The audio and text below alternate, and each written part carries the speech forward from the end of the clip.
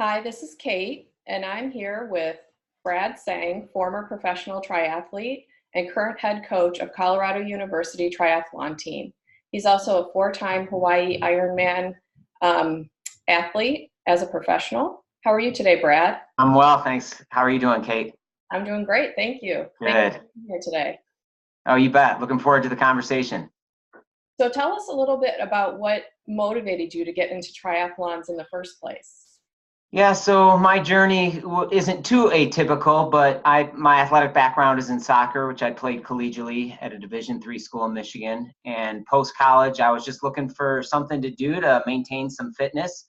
Once I realized my dreams of getting into the men's professional leagues weren't gonna happen, and had fun playing in post college with my brother, your husband, and some other friends from high school, but didn't find triathlon until about 10 years out, or 8 years or so removed from college, and got involved with some local running races where I was living at the time in Texas, 5Ks, 10Ks, worked my way up to the marathon, then did some duathlons, which are run, bike, run events, and then did a local sprint race when I moved back to Michigan one summer with some friends, just for fun and kind of bragging rights. And then it just evolved from there.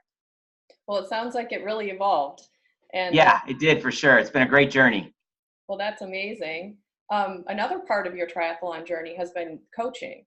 So you're a coach at Colorado University, as well Yep. as an individual coach for people who are either recreational triathletes or other professionals as well. Is that correct? Yeah, that's a big passion of mine now. When I transitioned from racing professionally, was into coaching full time. And so I work with athletes of all backgrounds, ages, and abilities. Even on with the CU team, we have kids who are just doing their first triathlon and showing up on mountain bikes or don't even have a bike or learning how to swim, to kids who are racing professionally at an elite level, nationally and internationally.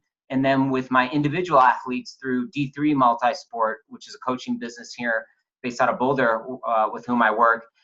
Again, I have athletes of all experiences, ages, and abilities, which for me as a coach is a great challenge, and I enjoy that, being able to carve out training plans and come alongside and work with people from different backgrounds and experiences.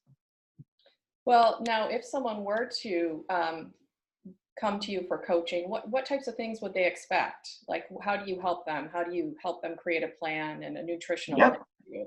Yeah, the biggest thing is, I think, for a lot of people when they're looking to work with a coach, is just having some accountability and taking the guesswork out of their training, so they don't have to worry about, well, am I doing the appropriate amount of volume right now, coupled with the right amount of intensity. So that's a real, I think, big benefit for someone, and certainly for someone who's new to training and endurance sports. It can be kind of daunting when you start to read the blogs and the websites and the magazines and all the information that's available via the internet and other social media outlets. It's hard to know which way to go. And so I think one of the biggest advantages of working with a coach, and I say that from my own experience, having worked with one coach for 12 years, is just kind of taking some of that guesswork out of things, and at the same time growing individually as an athlete as you learn more about your body and more about the sport and various nuances. It's never a one-way street. Whenever I work with an athlete, I always want to get some communication and feedback from that individual, so that I'm just not simply giving them a training plan and then they're doing the workouts. That's not true coaching. Real coaching is getting into the trenches and analyzing data, or looking at feedback and taking feedback from an athlete, and then making some adjustments to whatever plan has been written down, and just kind of adjusting things on the go as they need to be. Makes sense. Um, if you had, so there are obviously different levels of athletes. So say you've got an athlete who's done a sprint and an Olympic distance, and they're ready to jump to that half Ironman or Ironman, Yeah. which we all know you're very capable of completing. What's some great tips that you would give them? What's going to be so different, obviously, other than the distances, that's Yeah. important for them to know about? Yeah, actually, the jump from Olympic distance to half Ironman distance is not massive. I mean, it seems like it should be because it's double, everything's double almost. but the training really isn't that much different. I mean, as far as the volume, there will be some longer rides, some longer runs, longer swims, but and then once you go to the Ironman distance, then it gets quite a bit different with the actual the training itself and the volume that it demands. Sure. The key component though is learning how to pace yourself when you make that distance from the short course, the sprint or Olympic, up to the longer course event, half Ironman or Ironman, because it's a lot more aerobic of a day than what most people would think. And then the other component, which is really the fourth discipline, is the fueling and hydration. You could be the most fit athlete on the planet and go through the best training process, but if you don't have a fueling or a hydration plan dialed in for race day, your body's not going to respond. And that really becomes exponentially more important as the race duration or race distance increases. Okay. Now, I did see an interview that you had on EWTN a few years back, where you talked about some people who were racing the full Ironman, I think, and talking about how some of them even took like an hour rest in between each segment of the race. Correct. Do you feel like that's common, or is that sort of an uncommon experience? That's definitely, I mean, up to an hour is definitely pushing the outlier as an outlier. But that's one thing, you know, a lot of people will take 10, 15, 20 minutes in transition at these Ironman races in particular, where you have access to a change tent, you have a place you can, you know, there's chairs you can sit down just to kind of gather themselves before they go out to the next segment of the race. So it's not totally a common, but I'd say most people like to get out of or make that transition from one segment to the next within, you know, 5 minutes or so, maybe 10 minutes. So you pretty much fuel on the go. That's what Yeah, absolutely. When I was racing, yeah, it was on the go. I was not setting up a picnic basket in transition and taking a break or having a nap. But I know people that have had naps in transition. Right, right. Well, let's hope we can surpass the nap. Another thing that I know has been real important to your journey as a triathlete and as a coach is your faith. Can you share a little bit about how that's been important to you and what how you've been a mentor to others through that faith process? Yeah, that's certainly like for anyone, you know, my faith has been a journey, just like it was when I was racing and now coaching more full time. And as my faith continued to evolve and increase, I recognized that my passion for the sport and actually my ability to perform at a higher level seemed to increase and grow as well. So it's who I am as a person. It's integral to how I tried to carry myself as a professional triathlete. When I was racing, whether it was a local race or representing my sponsors at the Ironman World Championships, just with humility, good sportsmanship. Doesn't mean we have to sacrifice our desires to be competitive when we embrace our faith and make that a true part or true aspect of what we are doing.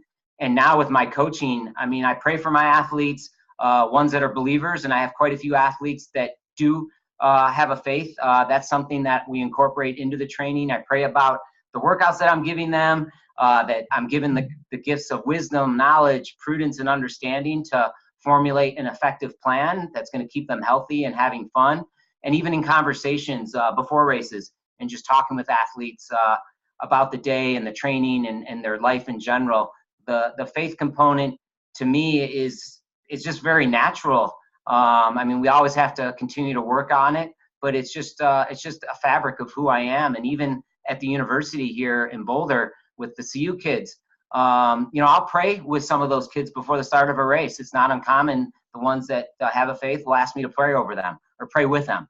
And then I certainly always lift them up in prayer when we're traveling and racing and just the challenges that college students have to make outside of sport with academics and social life, etc. I think prayer can be very powerful. That's amazing, Brad. They're very lucky to have you as Yeah, a mentor. thank you.